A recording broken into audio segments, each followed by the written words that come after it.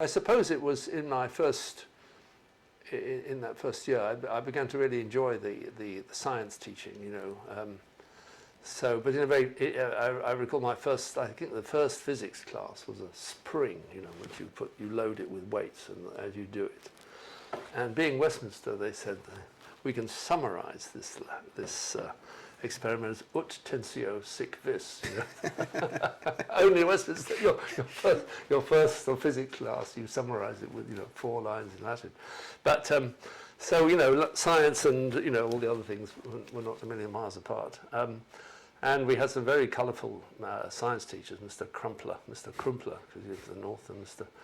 Foxcroft, and we had a newish physics teacher who'd just come from Cambridge, I think, called Stokoe, and so he was very sort of passionate and interested in asking questions, and it was slightly shambolic, but it was tremendously exciting.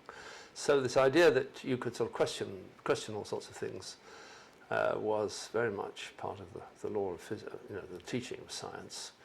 I didn't go so far as there was a person with the same name as mine, a man called Hunt, and he did the famous experiment of. I think it's surprising. You have these long benches, and you have a gas tap, and you have a water tap, and you have rubber tubes.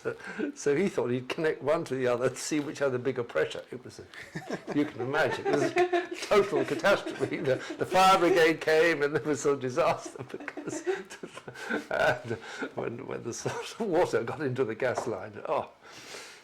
I mean, it was it gives a flavour, and there were experiments, they were lovely experiments with great explosions and so on. So it was a sort of curiously controlled exploratorium, that's how school seemed.